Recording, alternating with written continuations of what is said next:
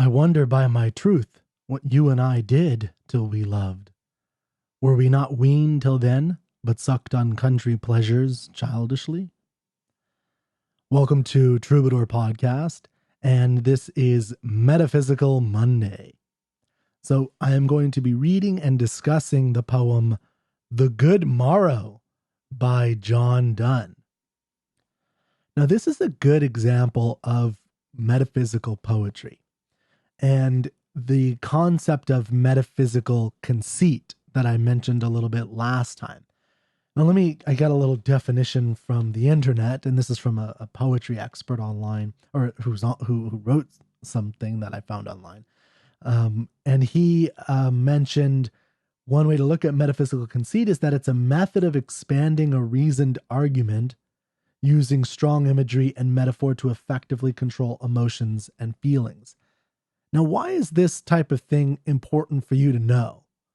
And, to one answer is I think you can live a life without knowing it. I think many people have lived and died without understanding metaphysical conceit, but I think many of them have been misusing language or not using language to its ultimate and full effect and ability because they're not in some understanding of metaphysical conceit, and not just metaphysical conceit, but just all the robust abilities that language has.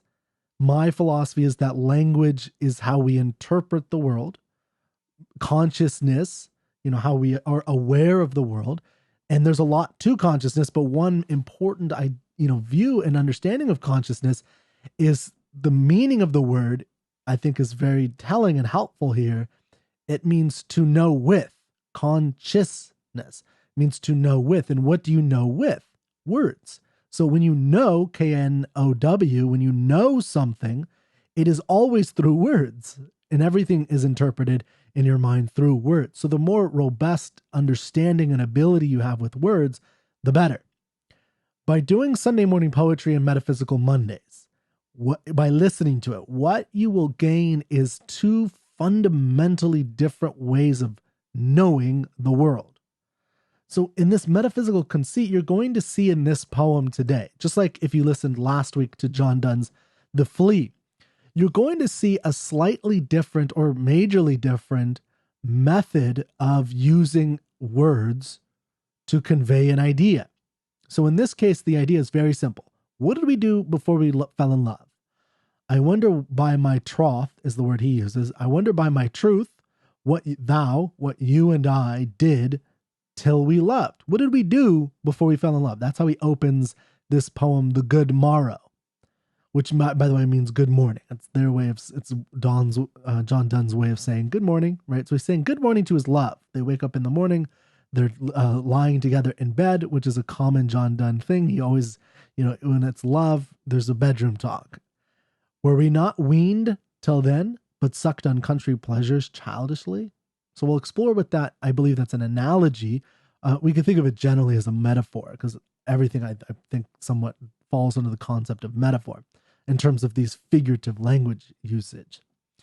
But I think what I want you to get out of this and what I think is important for your life and why reading poetry is important is that it allows you to see the world in this subject that he's, how does this particular poet express this subject? What sensibilities or broad reasoned arguments does he make? And how does he make those, arguments in language? Because when you go out in the world and you are convincing yourself of something, or you're convincing a friend to take some action or to live a better life, or giving them advice, or you're giving advice to your 5-year-old child, or your 20-year-old child, or your 30-year-old child, or your sister, or your mother, or anything, or your boss, and you're trying to, think about your career. I mean, all these things in your life are interpreted through language, and they're filtered through language.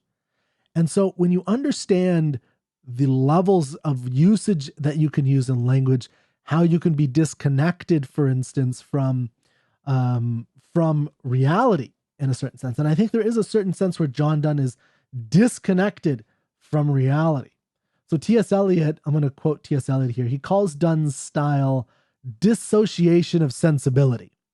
And I think there's something to that, where he says this is basically where you have emotionally sensitive subject. For instance, this one, what was life like prior to our love?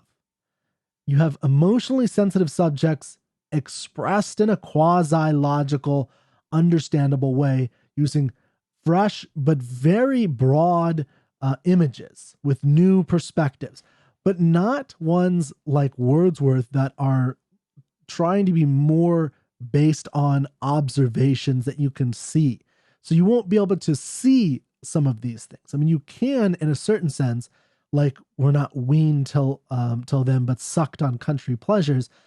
Country pleasures is something we can think about, but what that really means is something else. It's something deeper or not observable. I think would be better, which is okay. I mean, you have to move away from observation, but it's the way he does it. I think that's interesting. It's one of the ways he does it, and he does a lot of analogies. He talks about waking souls. Um, he uses metaphors like room is a metaphor for love, the room that you're in. There's let me see some other. I wrote down a whole bunch of metaphors. So he has metaphors and images here of a little room, sea discoverers, maps, worlds, eyes, faces, hemispheres, north and west on a compass. So there's a lot going on in how he's using language, and it's different than how I think Wordsworth uses language and the Romantics use language. It's well, that's what we're exploring. So anyway, I'm going to read the poem a couple of times. I think it'll help. I'm going to read it right now with you. And if you're watching on Facebook, YouTube, or troubadourmag.com, I'll again pop it up. So go there. If not, if you're just listening to it on the podcast, then, I'll read it a couple of times so it helps you understand it. Okay. The Good Morrow by John Donne. I wonder, by my troth, what thou and I did till we loved. Were we not weaned till then, but sucked on country pleasures childishly? Or snorted we in the seven sleepers' den? 'Twas so, but this all pleasure's fancy be. If ever any beauty I did see, which I desired and got, 'twas but a dream of thee. And now good morrow to our waking souls, which watch not one another out of fear. For love all love of other sights controls, and makes one little room and everywhere. Let sea discoverers to new worlds have gone, let maps to other worlds on worlds have shown, make us possess one world, each hath one, and is one. My face in thine eye, thine in mine appears, and true plain hearts do in the faces rest. Where can we find two better hemispheres, without sharp north, without declining west?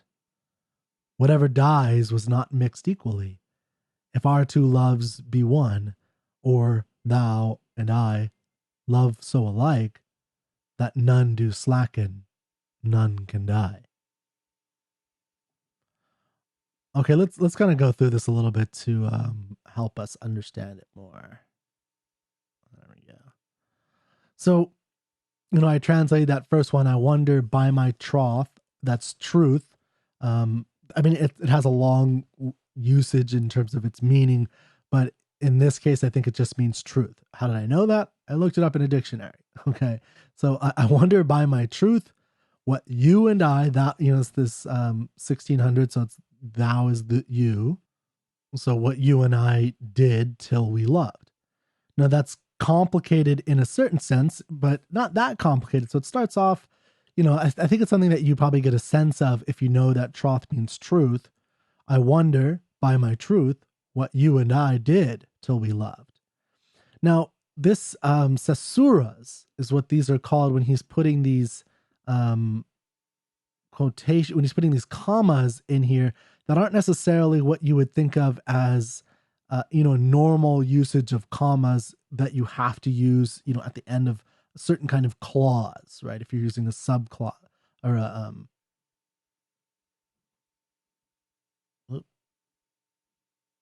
like a subordinate clause, for instance, like you wouldn't you would think, I woke up, comma, then I remembered I had to go to France. It's not a very good example. When I woke up, comma, I remembered I had to go to France. So when you have like those two, like there's a common way that you use commas in grammar. He's not quite using it like that. He's adding some to force you to stop. So this is something, one, I think this is very helpful because we have a wrong sense of grammar in our culture today, where we think that there's a certain way that, it has to be in this way. Like you have to, like in everything where there's a but, for a clause, for instance, you have to use a comma, which isn't true. Like if the sentence is short enough, you don't necessarily need a comma there, because that's, if you understand the purpose of a comma, which is to help you understand the meaning of the sentence, then it, and because it forces you to stop, then you understand that in some very short sentences, you don't need a comma, even if there is two clauses in it. Well, anyway, I don't know if my grammar teacher hat isn't on. I don't know for a long time, so I don't know if I have any off the top of my head anymore. But I used to have a whole bunch of examples. But you could look some up where it's like if it's like a 4 or 5 word sentence, and it's I came but I saw, or something like that. You wouldn't need to have a comma necessarily. And so there's some optionality, is my point. Now in here, I wonder by my troth what thou and I did till we loved. And this is called enjambment. So enjambment, what thou and I did, that means the thoughts goes on. So if you're new to reading poetry, like when I started, I used to think that you had to stop at the end of every line no matter what. So I would have read this, I wonder by my troth what thou and I did till we loved. But that's not true in poetry, actually. If there's not a comma there, this thought probably continues. So the way to read this is, I wonder by my troth what thou and I did till we loved. Now, the reason that it's broken down is because it's fitting a certain kind of meter, which we could talk about the iambic pentameter that this fits into, and it's da-dum, da-dum, da-dum, da-dum. And that's how this mostly rhymes, although there's times when it breaks apart for the purposes, I think, of catching your attention. But Donne is a master of language, and he's purposely using the rhythms of language and then shocking you in a certain way to get your attention. But anyway, so this first sentence is simple in a sense, because it's really just saying that, what did we do before love? And he continues it. So these first 4 lines, by the way, are called a quatrain. I wonder by my truth what you and I did till we loved. Were we not weaned till then? So, and in the version I have, it actually doesn't have a comma or an exclamation or a question mark at the end of this. Oh yeah, it does. Never mind. No, it doesn't. Yeah, were we not weaned till then, but sucked on country pleasures childishly? That's how I have it. This version has a comma here. But anyway, were we not weaned till then, but sucked on country pleasures childishly, or snorted we in the 7 sleepers' den? Now, this is something I had to look up. This is a Christian and Islamic story, and there's slight variations on them, but the story is very simply that the Emperor Decius, Roman Emperor Decius, locked away a bunch of young, youthful Christians in a cave. And then they fell asleep. These were very devout men, young men. They fell asleep for 200 years. And they came out of the cave, and the world was Christian now. So in a sense, they went to sleep with God in their hearts, but they went to sleep, in a world where they're in a world outside of themselves that didn't match their inner desires and inner view of the world. And then they came out of that world. They woke up, the cave was unsealed. They went out and saw that Rome was now, this Christian place, and that the world around them was all Christianity. So Christianity had taken over the world. So now they woke up, and they're in a paradise in a sense, right? They're in the world that they've always desired and sought. So that's kind of what he's referring to is, were we not weaned till then? So, what did we do before we love? Were we not weaned? So were we not taken from the mother's milk into adult food? Were we not that? Did we suck on country pleasures childishly? So, I mean, country pleasures could be something like sex, right? Just normal sex with just a person that you can have sex with, not necessarily someone you love. It's a country kind of love. Maybe cousins or something like that. I don't think he necessarily means that, but there is something about country pleasures that is rustic, not refined, not high, falutin kind of love, just the kind of roll in the hay kind of love, like just getting your jollies off. And that kind of country pleasures, which is a kind of childishness. So he's saying there's a kind of, childishness to what they existed before they met, but now that they've met, they're fall in love, or snorted we in the seven sleepers den, they've been taken out of the cave and they're in a world filled with their deepest desires and beliefs and hopes. So that's that stanza there. This quatrain is setting up not only this stanza, but the whole poem in a sense. It's asking what were we like before love? This is kind of the subject. And then the last three lines, and this is a common refrain, is the answer in a sense. And he's answering, what did we do before love? Were we just children? Yes, 'twas so. We were asleep. But this all pleasure's fancy be, if ever any beauty I did see, which I desired and got, 'twas but a dream of thee. So anytime I did have something before, anytime I saw a beautiful woman, a beautiful sunset, a beautiful anything, anytime I had sex in the past, it was just a dream of thee. It was just preparation for you. So that's, I think a big part of what he's saying here. Now this is, I think, when you read, just the way he sets up the question and the sentence or the poem is very different than a lot of romantics will do.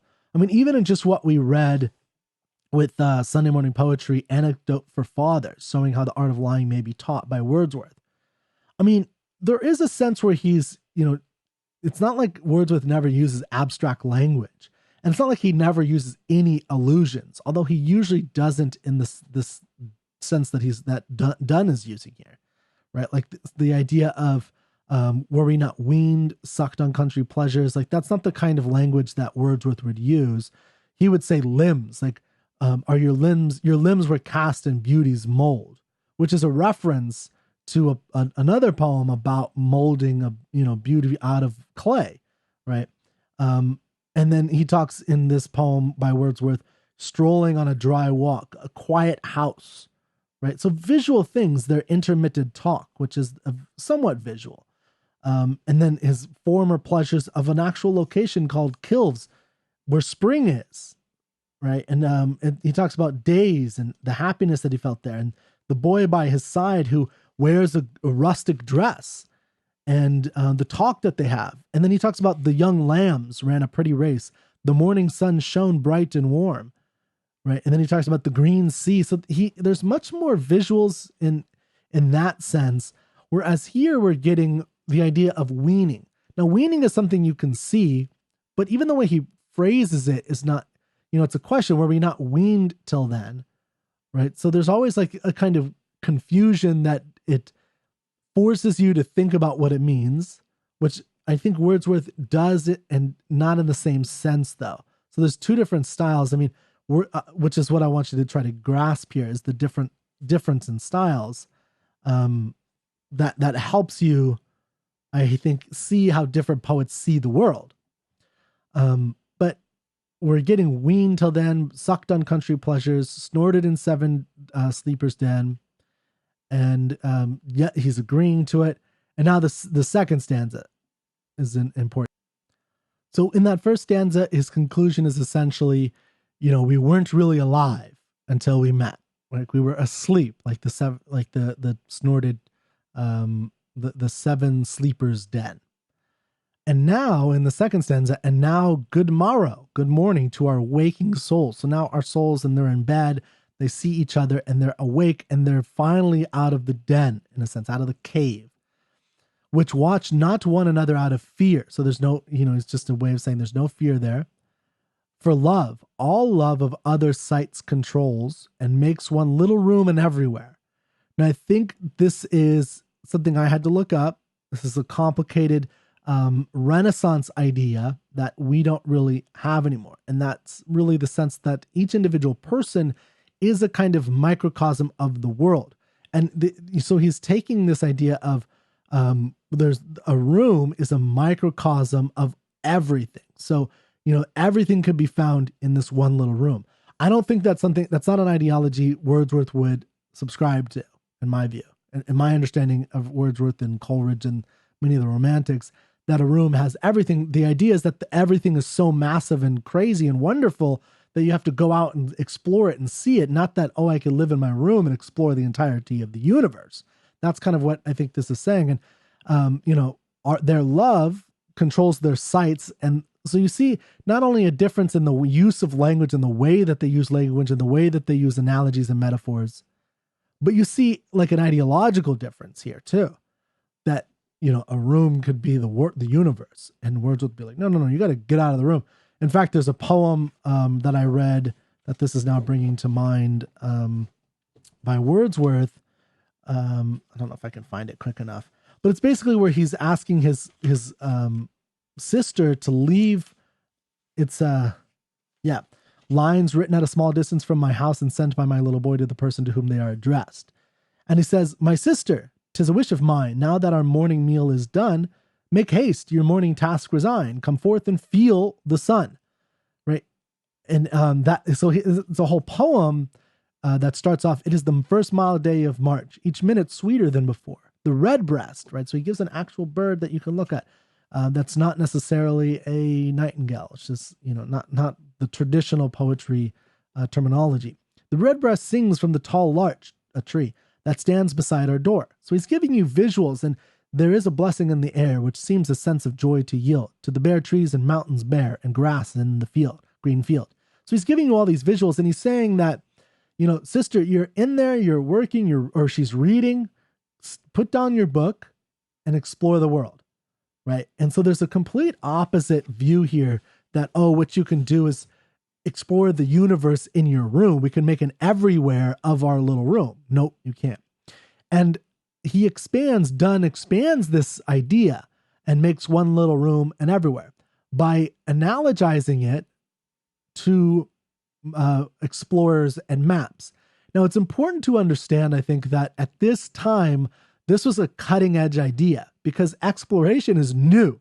This is the 1600s. So they're just now starting to create new maps. Like that's a big deal all of a sudden. It's like, here's a map to America, right? And they're starting to map out some of the skies for the first time. So you're getting planets and you're getting stars starting to be identified and mapped out. So he's basically saying that the love that their two souls are now feeling and experience. So this is like this wild metaphor that we were talking about last time, this outrageous, over the top hyperbolic metaphor that he's using here of love that they feel together now that they're alive, right? They woke up from the cave. So it's a huge exaggeration. It's like, we woke up from this cave, we've been dead, and now we're together. And now we're awake. And what is it like? Well, it's like, sea discoverers to new worlds that have gone to new worlds. It's, a universe all in this one place. And let maps to other worlds on worlds have shown, let us possess one world, each hath one and is one. So in other words, they've now united. Now, let me say something I'm not trying to attack this poem. I'm trying to just give you contrast between Wordsworth and Donne. There is a sense, I think, if you've ever been in love, that when you are in that, high passion experience of the love, especially when it's new, and maybe some people can sustain this, but it's pretty, from what I understand, it seems pretty difficult. But if you sustain that thing, or if you're in the height of that, it's the height of the pleasure that you're feeling and the passion for the other person, there is a sense where it feels like all of your previous experiences are nullified. And you're now in this world. And there is a sense of that. And I've talked about this a long time ago about what I think is the most difficult thing about breakups and deaths and what they have in common. And a lot of that, deaths in terms of like death of a loved one, a lot of that is that the world that you've created together is gone forever. And the idea of, the experience I've had is like when you've often, let's say you shared a certain experience with the person at like a festival, and then you go to another festival and you turn and you want to talk to that person or you want to text that person, but they're no longer there. Like that's the death of a world, the world that you created together. And that is a big part of what is sad.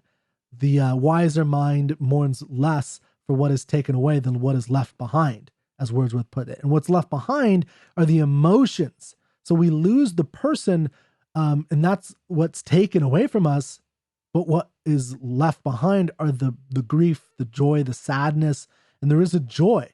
Wordsworth has a poem called Surprised by Joy, which is about that kind of idea of I was surprised, and there's a guilt in feeling joyful about this.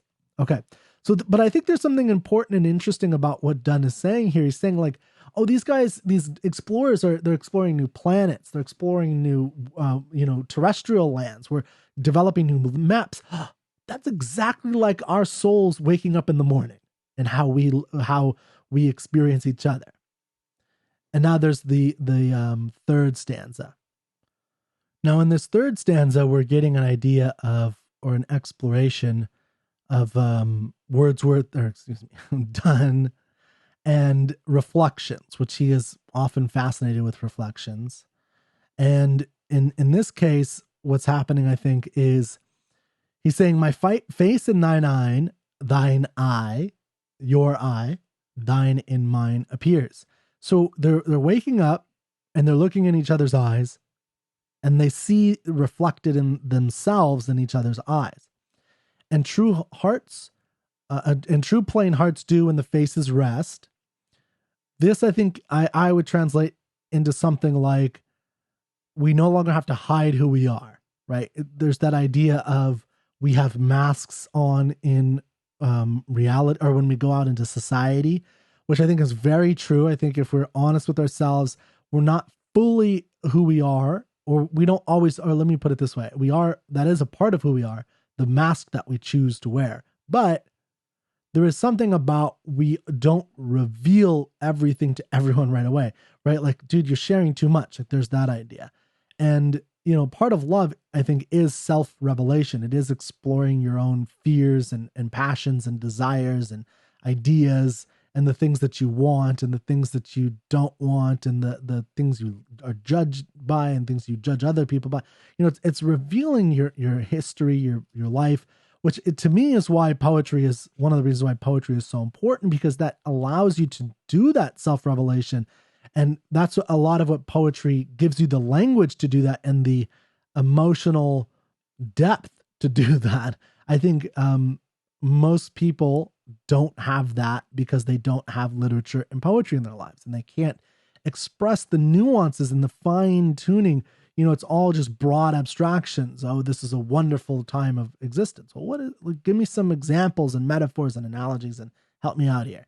Like, what do you mean by that?